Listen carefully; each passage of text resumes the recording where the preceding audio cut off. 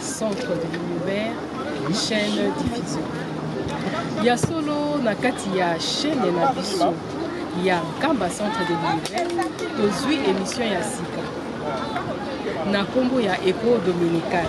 Écho Dominical ebanda kopesama na ngamei mama Fifi Lio. Tina nini ya Écho Dominical? Écho Dominical ezali émission oyo ebanda kopesa bino déroulement ya culte ndenge nini ekolekanaka okati ya baparoisse. Ndenge balobaka la charité bien ordonnée commence par soi-même. Et kobanda ya yambo na kati ya paroisse na biso ya Paris Saint-Ouen, paroisse pilote de l'Europe. Nde na yango na mokolo na lelo tokotalisa bino lolenge nini déroulement ya culte na biso ezalaki. Ya solo culte na biso ya lelo motei na biso ezalaki na kombo ya papa Soki Albert. Ye atangelaki biso na ndenge ya bomesano na ngomba na biso na mibeko Exode 21:17 nde ayaki kozwa lisusu livre ya Psaume 86 abandaki na 1 asukisaki na 11 nde mama likambo na ye evandaki na livre oyo ezali ya Baroma abandaki na chapitre 6 te chapitre 6 bolimbisi verset 1 à 7. Donc Baroma chapitre 6 verset 1 à 7. Nasima matei na ye papa pasteur na biso papa Edi Mbuna ayaki pe ko beta ye sete nde mama na ndenga bomesano lokola ezali paroisse na ye epai wapi oye bondelaka asambelaka ayaki pe kolendisa biso. Mokolo na lelo ya solo ezaki pe mokolo monene na tina biso bana paroisse Paris Saint-Ouen. Na tina nini na tina ete tozalaki na cérémonie ya communion ya koyamba pardon ya baptême ya koyamba bandimi bao bakomi bandimi tozalaki na balandi tozalaki pe na basentelama kasi na basekoki moto azalaki te yango wana au total ya bato baso oyo tosili koyamba na mokolo na lelo na kati ya paroisse na biso bazalaki au nombre de 12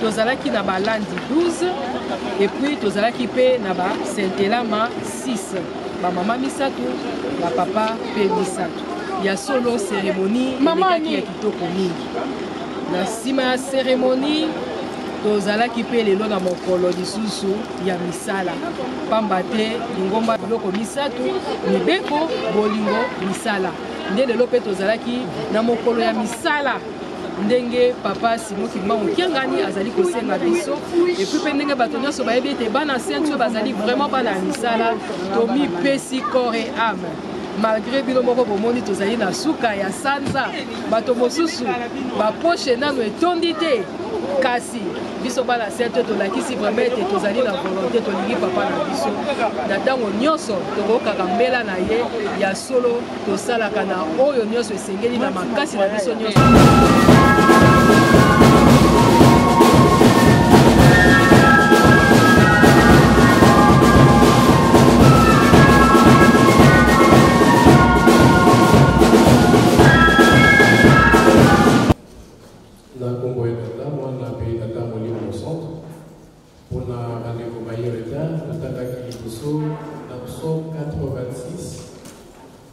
Verset 1 à 11. Psaume 86, 1 à 11. Si Matoïkotana dans Exode 20, 1 à 17. Ndesikoyo Tokotana dans Romains chapitre 6, 1 à 7. Et la Lomaki Tokotana peut-être 1000 et Romains chapitre 6, verset 1 à 7.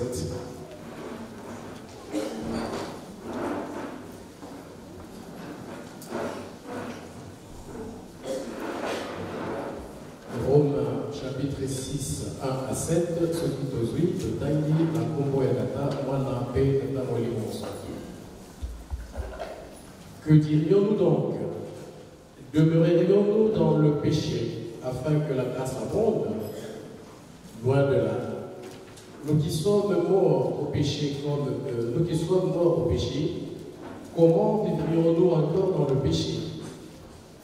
Ignorez-vous que nous tous qui avons été baptisés en Jésus-Christ, c'est dans sa mort que nous avons été baptisés? Nous avons donc été ensevelis avec lui par le baptême en sa mort, afin que, comme Christ est ressuscité des morts par la gloire du Père, de même, nous aussi, nous marchions en nouveauté de vie. En effet, si nous sommes devenus une même plante avec lui par la conformité à sa mort, nous le serons aussi par la conformité à sa résurrection. Sachant que notre vieil homme a été crucifié avec lui, afin que le corps du péché soit réduit à l'impuissance, pour que nous ne soyons plus esclaves du péché, car celui qui est mort est libre du péché. Au nom du Père, du Fils et du Saint-Esprit. Amen. Prions. Au nom du Père, du Fils et du Saint-Esprit. Papa Simon Kimbangu, gloire et honneur te soient rendus, car tu es notre Dieu. Tu as accepté toutes sortes d'humiliations sur cette terre afin que nous puissions mériter le nom du Fils de Dieu. Tu as quitté ton trône céleste pour que tu viennes nous libérer du péché, mais aussi de la domination de nos frères et sœurs qui nous ont pris pour esclaves. Tu as accepté tout cela car c'est ta mission, c'est la mission qui t'était assignée. Au nom de cela, aujourd'hui, nous nous sommes rassemblés ici pour écouter ta parole et tes recommandations, afin que nous puissions rechercher la paix spirituelle, mais aussi physique, celle qui nous permettra de vivre en paix dans cette terre.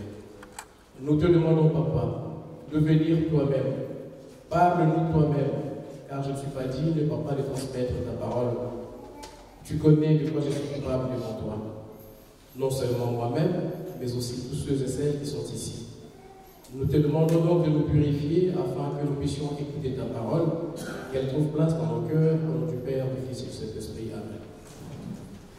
Au nom du Père, du Fils et du Saint-Esprit, papas et mamans, comme je l'ai dit tout à l'heure, nous avons lu le texte moyen,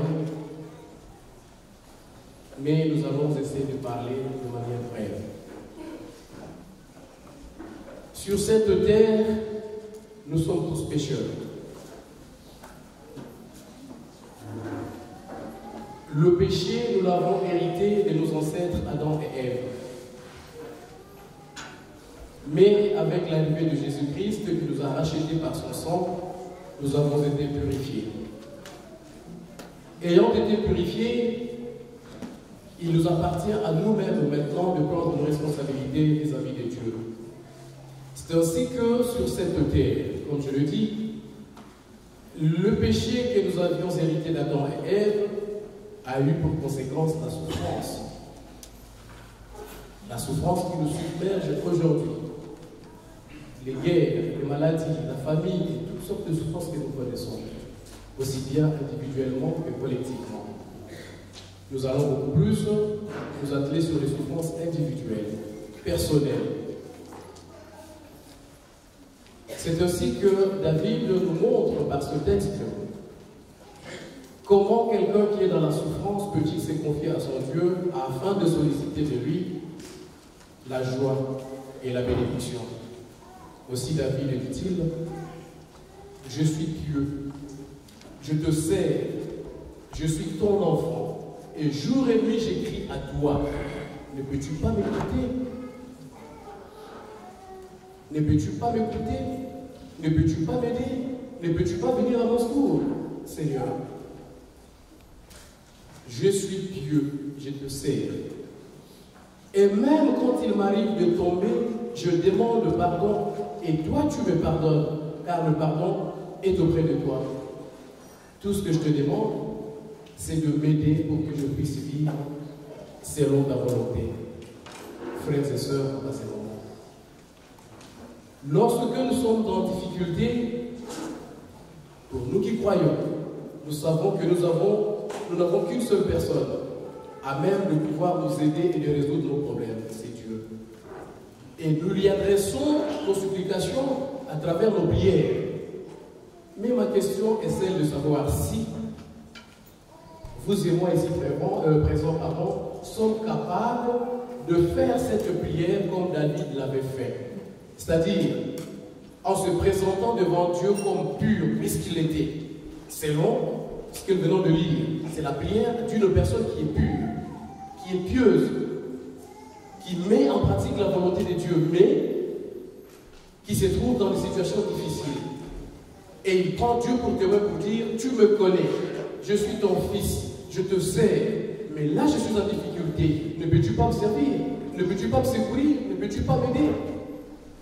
La garantie que cette personne a donnée à Dieu pour pouvoir recevoir de Dieu ce qu'il avait besoin, ce dont il avait besoin, c'était le fait qu'il était pieux, qu'il était pur.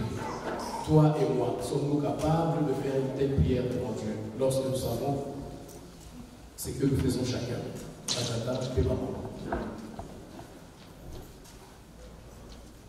Mutu abimoni aebete asambelaka asalelaka nzambe atosaka likambo na nzambe butu pe moi abelelaka ye me akomi na pasi e abali kosenga tata yo yebi ngai nazali mwana na yo nasalelaka yo naza petwa et même soki nasomoki nakotikalaka bongo te nakotelemaka nasengaka pardon mpe yo kolimbisaka pa bate kolimbisisa liboso na yo yokela ngai ma osalisa ngai eloko mosusu nasengi yo osalisa ngai po ete natambola ndenge volonté na yo ezali batata mpe bamama ngai na yo eske tozali capable ya kosala libondeli ya boye mpona se faire comprendre est-ce que tozali ya kokoka po tosala libondeli ya boye pamba te eza libondeli moko elakisi ete okotisi nzambe niongo ndenge bakoso bazalaki koloba nyono bundanga vuku nzambe kafuiswanga tsoni oyo atiaka elikia na ye na nkolo akoyebisama basoni te sikoyo yo olingi koyebisama soni te elikia na yo kotiaka mpenza na nzambe ozali ya kokoka mpo kosala libondeli ya boye donc malamu tosala effort moko na moko tomekaka komiyeba tomekaka komisosola tomeka kotambola na ndenge ya malamu mpo tokotisaka mpe nzambe niongo potango lobi me papa nga naza mwana na yo naza na nzambe mosusu te nayebi te naza na se ya masumu kasi ata soki nakwei natelemaka nasengaka bolimbisi natubelaka donc nasalaka effort mpo nazala mwana na yo mpo na nini otiki ngai na pasi ya kwei tomoni batata mpe bamama nzambe azalaka très sensible La preuve, quand on a dit que vous Kili, Abraham a dit que vous avez 100 personnes basali. Nous avons 100 personnes basali dans le maté. Mais dans la c'est-à-dire que nous avons très flexible. Nous avons dit que l'Olimpis à la table, il faut volonté à la faire l'Olimpis et on n'arrive pas à y aller. Les gens qui ont été en baptême. Ainsi donc, faisons des efforts pour que nous ne puissions pas être dominés par le péché, mais pour que nous puissions dominer le péché afin que le Seigneur nous exauce en chaque circonstance. Nous avons lu l'Exode, c'est-à-dire les 10 commandements. Dans les 10 commandements, j'ai essayé, ou je vais essayer avec vous ensemble, de voir un peu la teneur de ce que Dieu veut. L'Exode, je l'ai déjà dit, ils ont une double face. Une première face qui démontre la relation ou la nature des relations entre l'homme et Dieu. C'est-à-dire comment l'homme doit-il se comporter face à son Dieu. Aussi commence-t-il par se présenter, je suis l'Éternel ton Dieu, nous savons, tu n'auras pas d'autre Dieu.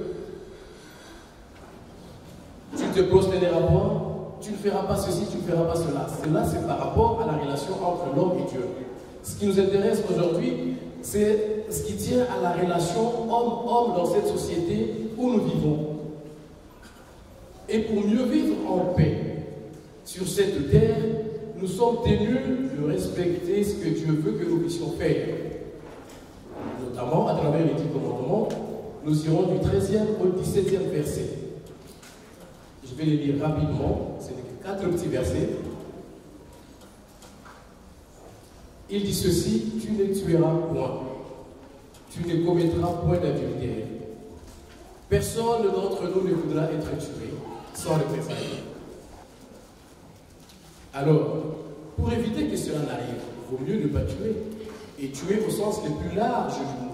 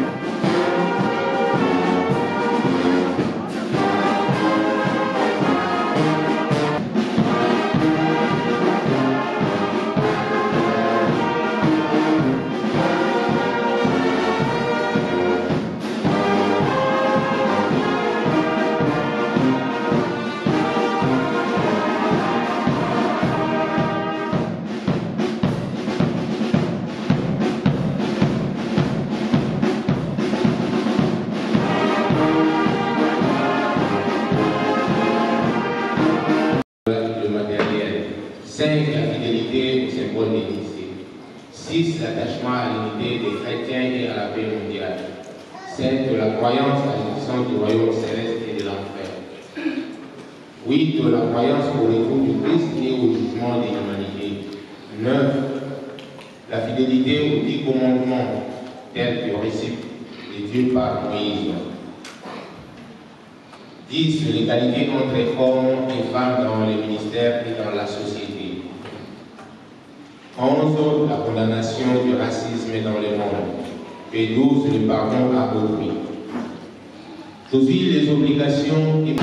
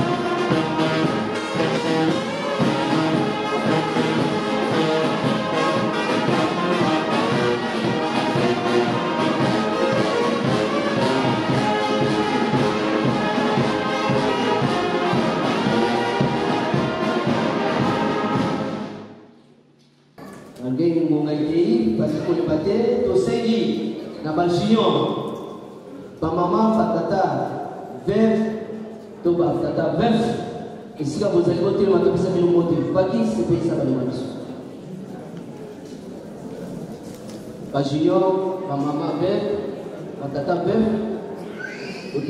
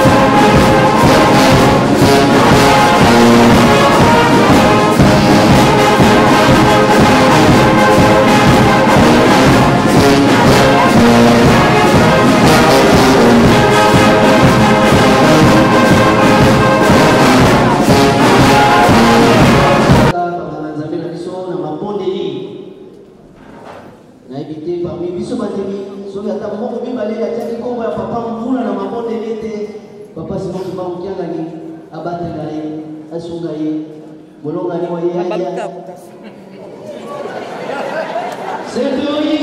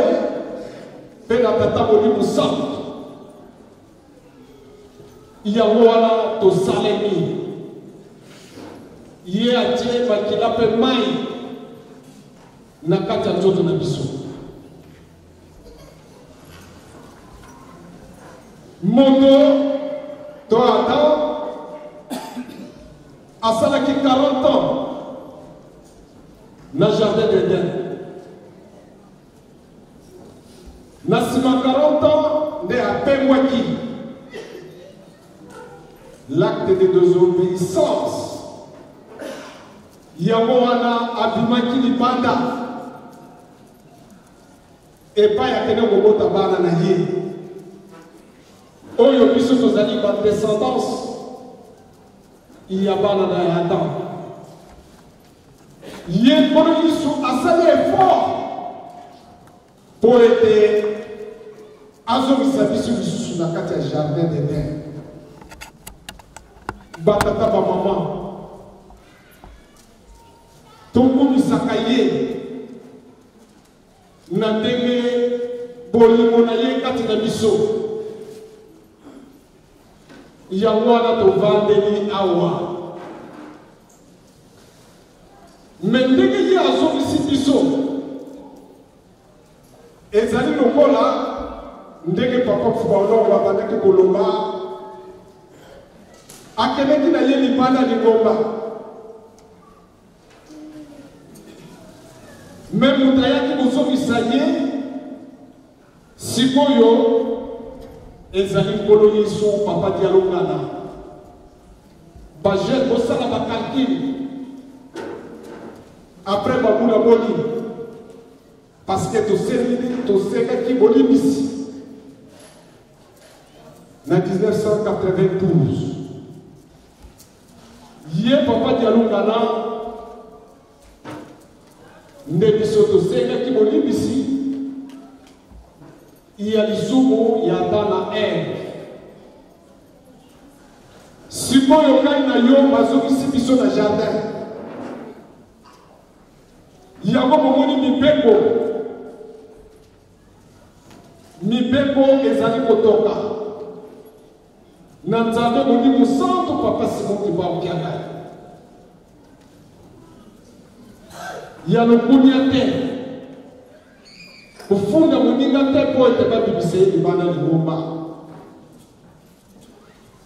tozali na kati ya jardin d'Eden communiqué eleki awa lokutakalo elobi bamama tant que se préparer pour le mariage d'ailleurs, ce qui est allé nous embêter. Yo komisa mon livre na yo na kitamala na yo okotia na se ya voir ezali mbeku epesami na kati ya jardin d'Eden tozali bana ya mibeko yango nde tokolanda mibeko ezali kozonga na kati ya lingomba pour ete tozala purifié po tokoma na sainteté yango wana batata bamama esika wana nalingaki nalobela bino tolanda sacrifice ya nkolo yesu kristo ndenge nini ye asali biso yango po tokengama bana banzambe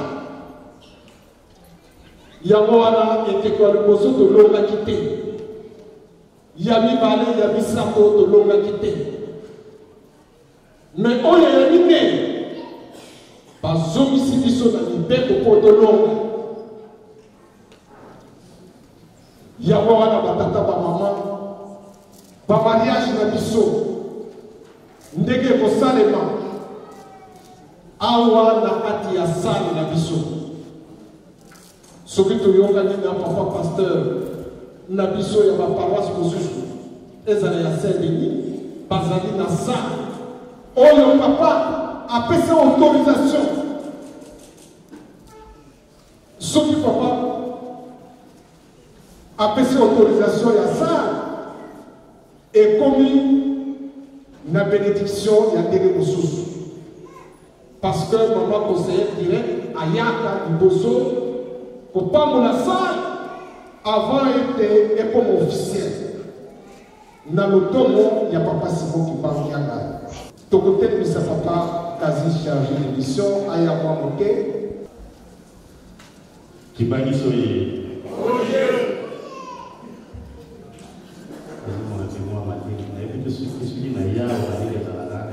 Kimbangiso ye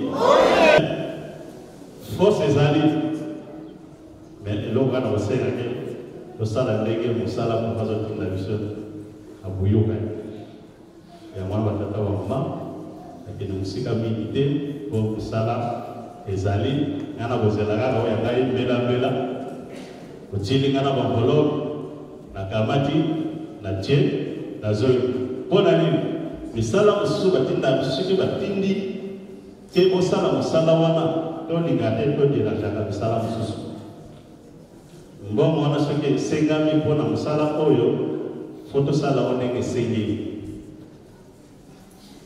ntango wana na ye ngai na bino tosala mosala eloko na kosenga nayoki pa paster awa libaya totika so balocataire okolimbisanga me nga nakenda direct kambo mpe toluka mpe totonga soki mpe kuna botia adresse kozala bien eza boye te po ti lelo koza na adresse te mwana na nzambe mama telema ete ingomba bapesa yeko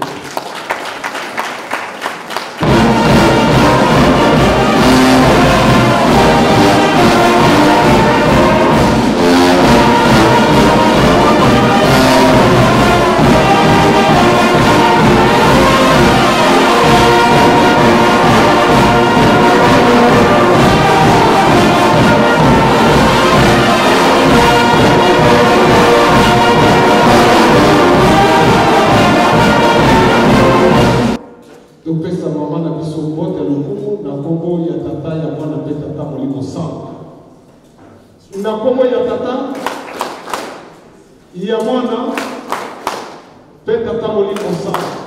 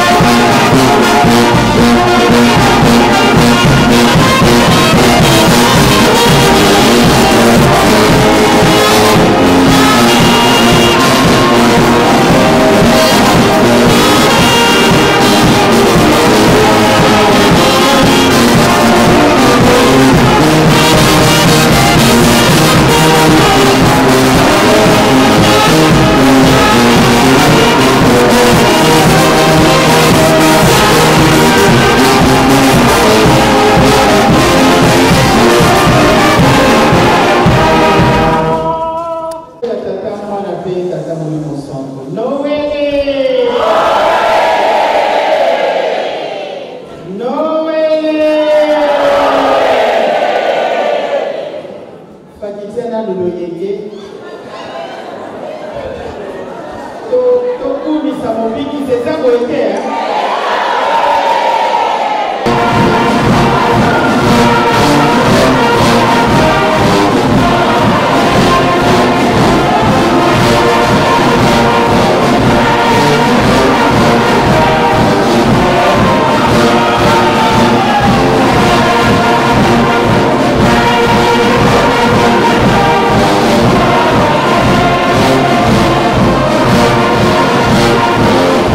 Amen.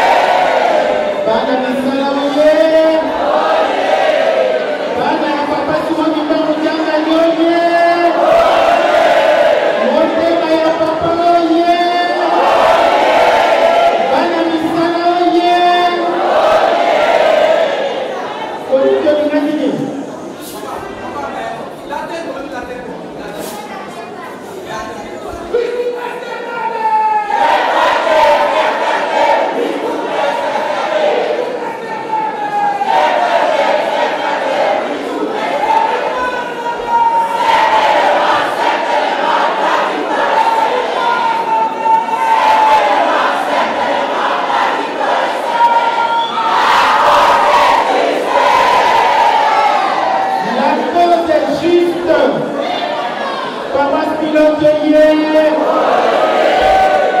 Aïe, aïe, aïe, aïe, aïe. Quel enthousiasme. Ah là là là là là. J'étais pionnier.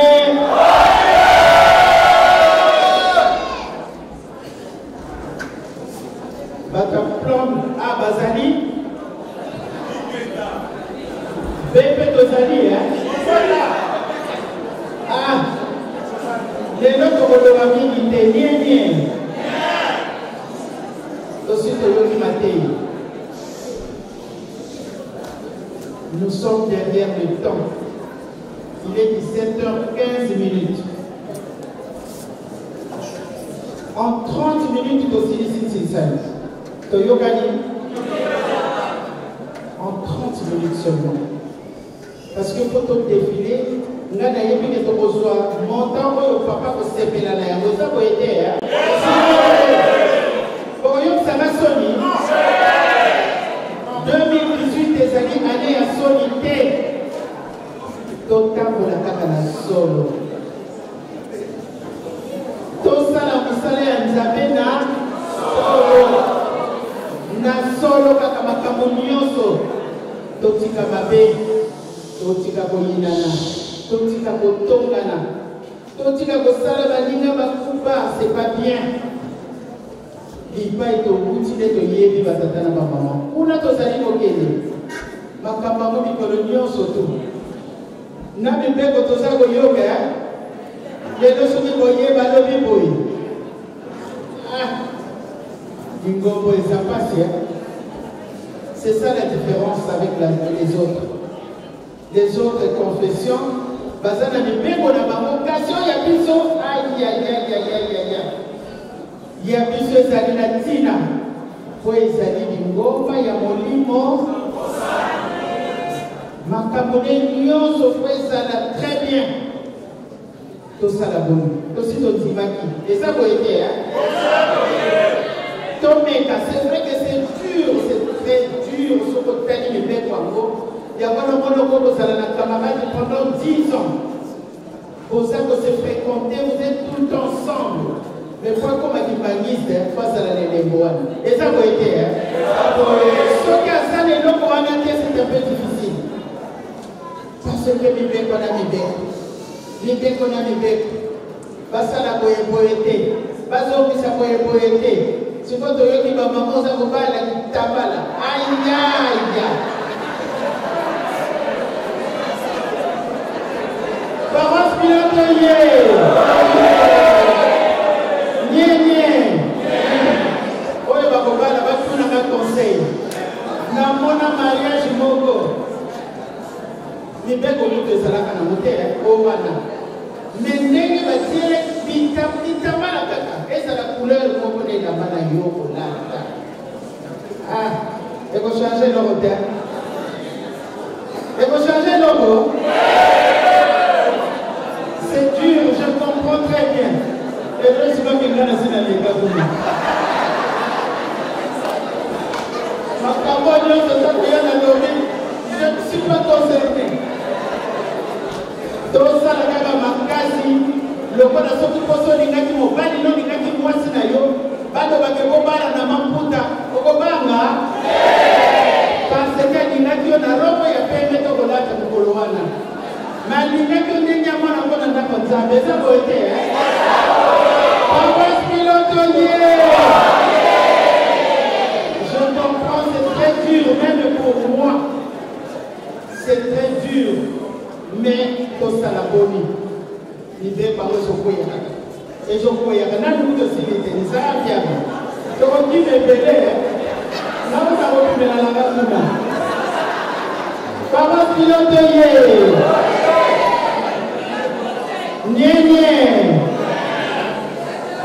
Matei oyo batei biso mai batei biso topomba mpe tosalela tozala na fierté d'être humaniste, c'est une fierté. Nasoki na kesika na mona kaka kala ezalaki soki okesika. Vous êtes de quelle confession? Surtout biso na poto. On se retrouvait entre intellectuels, Masore Koti. Même vous, vous êtes humaniste, l'église des Noirs. Mais la personne qui te dit ça est noire. Mawaming, l'homme noir.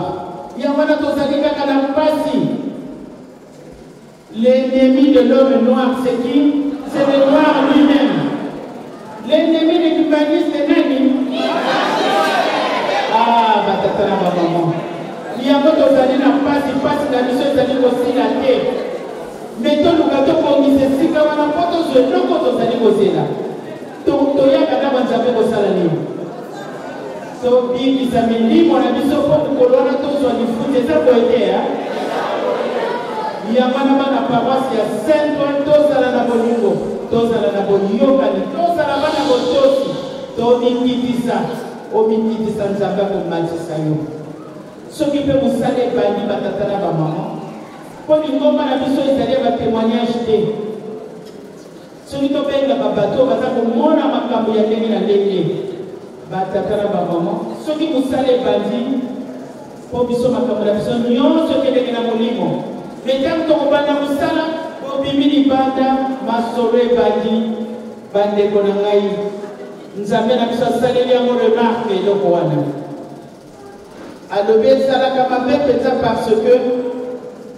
Tangu biso toke libanda bango batikali wapi bango bakendeke libanda te epekisami te kobima biso nyonso tozalaka dans le besoin de quelque chose obimi 2-3 minutes ozongi na kati ya sali me tokotika baninga baza kobunda na mosala tokei masolo libanda tango faki ekobanda toye kodefile basali yango remarque parce que prochainement, je vais vous expliquer expliquer biso. Tobanga Banzabe, Toyokani, il y a solo pour tout ça comme on était, Wapi Yavadua. Nana Moni Zabel. Nana Moni. Papa du cher, aux hommes Nzabe.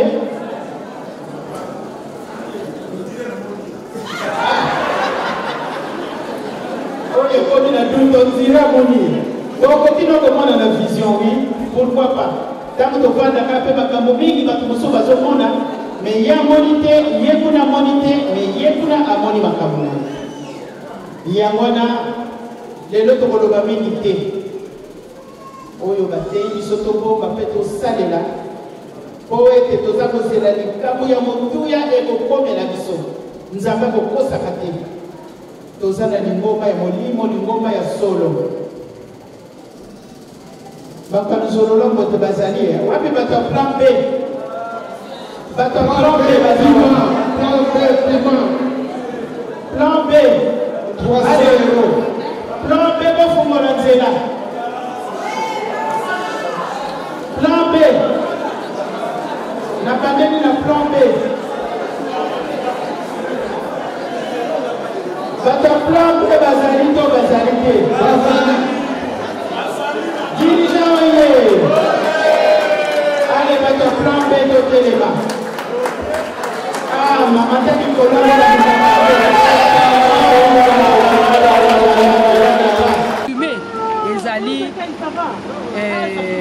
déroulement, il y a programme de Nabiso, il y a le lot dimanche le 27 mai 2018 Awa, Nakati, il y a Paris Saint-Ouen.